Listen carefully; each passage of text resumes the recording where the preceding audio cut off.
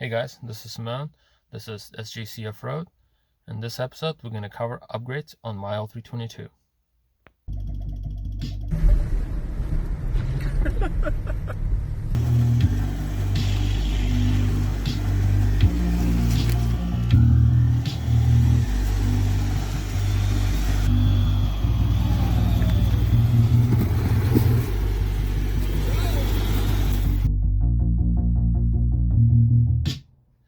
Alright, so we're inside my vehicle here, as you can tell.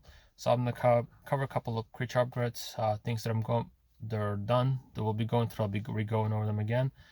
We're going to do a upgrade series. It's going to be outfitting, exterior wise and interior wise, and interior upgrade, performance upgrade, body armor, things like that. I'm going to give you here a quick look, an idea of what we're going to be working with, a couple of things that I have planned for it. Things are already done. How I'll go into detail what I did do and how it was done. So let's take a look at that. All right, so here we are inside of my vehicle. So some things can be already noted. So for one, I already have done an Android head unit replacement with the stock audio system. With that said, I will be changing some things out in the stock audio system, stock speakers, as they are old and crackle and pop, and there's no point putting in stock speaker in again. So I will be doing a full audio revamp, and we'll be covering that, how that's gonna go, and we will be using this head unit. One thing's also that because I have coil spring suspension on mine, and I like the audio control knob, so I added one right here. And funny enough, lines up with the arrows, loud, louder, quieter, things like that. Some of the other things we have here was the leather wrap on the steering wheel. That was one of those eBay $20 wraps. No, not 20. It was like 50 or something. So it actually turned out really well. And because we have these things are split setup, you can kind of see that little line out going up back here. When I was able to split them, when you tuck in your extra leather underneath here, that covers it really well. And you can see it looks OEM, and the heat still goes through it, and all works. And it got rid of all that, that wear we had over here. Is usually a lot of happens, and some of the leather breaking apart. So that turned out fantastic. I love it. One of the things I'm going to cover here is changing, some of the shit, cleaning some of this stuff up, changing the color on that, making it all black.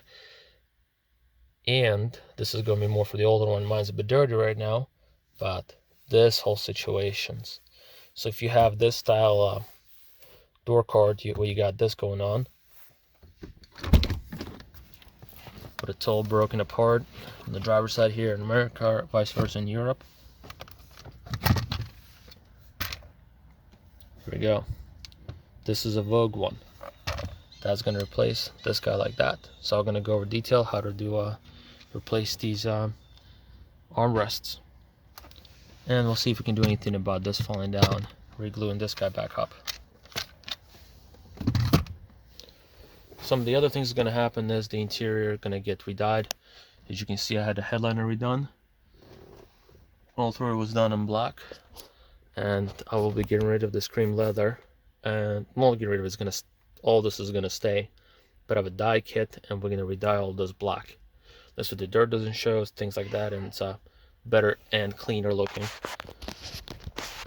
especially when you off-road with the dirt and mud and everything else. Here at the back, we can see how some stuff already took apart. Started getting ready to get into it. All these panels, they're gonna get changed in color to black as well. The carpets I'm gonna leave in blue because it's dark enough color and it's fine. I'm not gonna get into that. Here I have some of the audio upgrade speaker stuff going on. A couple other things for the future, a throttle body upgrade. And on the outside, we got the wheels, we have tires, we got rock sliders. And I'll be finishing up the front bumper build. Alright, so we're going to start off with the interior work. We're going to start off with the door panels and interior redying, and cleaning up the leather and everything else to change the color. I already have my door panels off, but I'm going to show you how they come off here. It's going to be easier with it inside here in my basement, so it's a little bit of a mess. Some things are still getting moved around it. And I have my door panels kind of apart as well, but that's just so I know how they come apart, so I can give you proper directions, so they'll just be kind of sort of slid together. But here I have some of the products what I'm going to be using. I'm probably going to be using like an extra cleaner. I was told to get scrubbing bubbles to help with the leather, to get some real tough hard spots out, to clean it up. So I'm going to try that because I know mine's pretty old, plus it's being cream tan. You know, it's pretty much in there, so I am going to get that and scrub it with this. So, but this is the re-dye kit that I bought. It was about 200 bucks. I'm not affiliated with the company.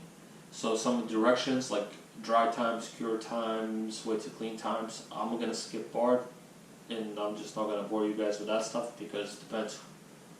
I'm sure there's a variance between kits. It might be the same, might be variances for those times, so there's no point in me giving you false information that might not relate to whatever re-dye kit you buy. But what I do have here is included. There's about, I got an extra piece for the filling a couple of cracks here on the seat panels, but so I got 4 different things here. Just grab this one. This is, the brand is called, by the way, it's Leather Masters. That's the brand that I'm using. I looked it up, seemed price good. It was, you know, recommended. For the color choice is BMW black, jet black interior. So this we have here, leather adhesion promoter. So that's the stuff you put on before you start applying the dye. That's after you clean it. Then top coat. And this one here with a little sponge and everything else. We got leather protection cream and leather prep cleaner. So I guess this is something supply for you to clean. And it did say online that you have to get like a leather degreaser if your stuff's pretty dirty. And that's when they get scrubbing bubbles because I have to store some sort of degreaser. I might check on my place of employment because we do have a detail shop that have all kinds of stuff to clean. You know, all kinds of things up that I just don't deal with because I do more of a technical mechanical aspects of work on BMWs. So I'll check them down to get some of those hard spots out. Let's see here, what else we got? More prep cleaner, looks like there's some rags, some gloves, some other stuff, and some more leather protector, stuff like that here. And the last thing I got here, that is the crack and crease filler. That's that stuff I was talking about that I got extra. You're supposed to, I guess it lays like kind of like bond on bodywork essentially, but it's flexible to kind of glue in, fill in some cracks. Which is, my seats have a couple, not a lot. And I'm gonna say this now. I don't know, I'm sure there's a bunch of videos where people put a lot of it in and, like, you know, fix seats from, you know, from looking totally annihilated to amazing brand new. That I'm gonna say this right now. I don't care what anybody will say. That's gonna be temporary. I've seen that hot stuff, that prep, whatever stuff glued in. It's not the same as leather because it's semi-plasticky, rubbery. It'll come up with, if you have deep cracks, things like that, you just need new leather. They're real bad destroyed. Yeah, it'll get you by, but I can say right now I've seen repaired it does not really last. If it's minor little things, little lines, yes. If it's freaking like a chunk, you know, like that, whatever missing of little strips, no, that's not gonna happen. Alright, so that's the stuff with the everything that comes with it. Alright, that's it for this video. That's just some quick information, what's going on, what's the plans for the next videos. Next time we'll be tearing down the interior. So like and subscribe so you don't miss out on that. And I'll see you guys in the next one.